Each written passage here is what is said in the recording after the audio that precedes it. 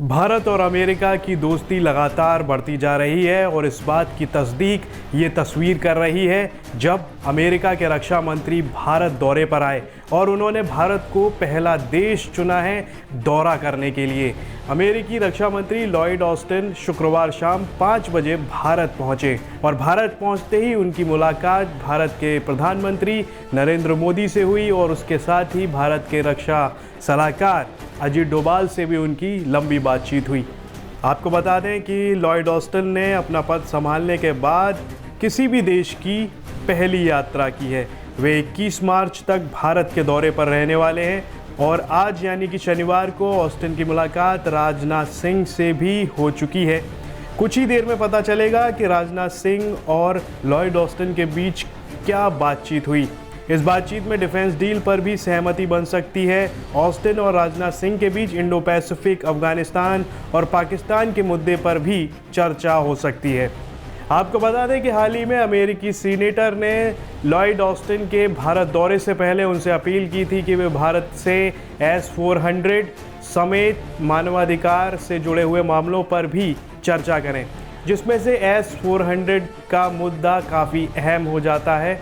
जब अमेरिकी सीनेट के विदेश संबंधी समिति के अध्यक्ष बॉब मेनेंडेज ने ऑस्टिन के भारत दौरे से पहले उन्हें एक लेटर लिखा था जिस पर विवाद शुरू हो गया है। मेनेंडेज ने पत्र में ऑस्टिन से भारत की यात्रा के बीच S-400 डील का मुद्दा उठाने की बात कही है। उन्होंने लिखा था कि आप भारतीय अधिकारियों को ये साफ तौर पर बता दें कि US को भारत और रूस की ये डील बिल्कुल भी पसंद नहीं है। इसके बाद भी अगर भारत रूस से S-400 खरीदता है तो उस पर काटसा यानी कि counting America adversaries for section के तहत प्रतिबंध लगाए जाएंगे। इससे अमेरिका और भारत के बीच मिलिट्री टेक्नोलॉजी के लिए चल रहा डेवलपमेंट भी धीमा हो जाएगा। दरअसल अमेरिकी कंपनी बोइंग और लॉकहेड भी अपने लड़ाकू विमान भारत को बेचना चाहती हैं, जिसके चलते रूस के साथ हुई भारत की S-400 की डील को रोकना चाहता है। अब आपको कैटसा के बारे में बताते हैं। कैटसा का पूरा नाम countering America's adversaries through sanctions act है।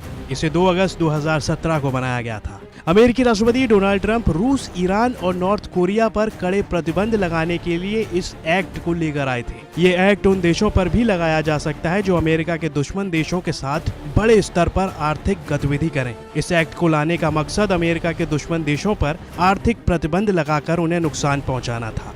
इस एक्ट के जरिए ही अमेरिकी राष्ट्रपति को किसी भी देश पर किसी भी समय प्रतिबंध लगाने का अधिकार मिलता है। अमेरिका ने सबसे पहले इस एक्ट का इस्तेमाल ईरान, उत्तर कोरिया और रूस के खिलाफ प्रतिबंध लगाने में किया। अमेरिकी राष्ट्रपति ने अब तक कुल 2 बार कैटसा एक्ट का इस्तेमाल दूसरे देशों पर प्रतिबंध लगाने में किया है।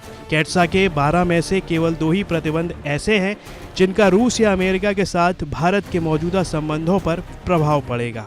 अधिनियम के बचाव खंड में दिया गया है कि अगर अमेरिकी राष्ट्रपति चाहें तो वे कैटसा को रद्द कर प्रतिबंधों को हटा सकते हैं। S-400 के मुद्दे के बाद जो दूसरा सबसे बड़ा मुद्दा है जो उठाया जा सकता है या जिस पर चर्चा हो सकती है राजनाथ सिंह और लॉयड ऑस्टिन के बीच, वो है इंडो पैसिफिक का मुद्दा।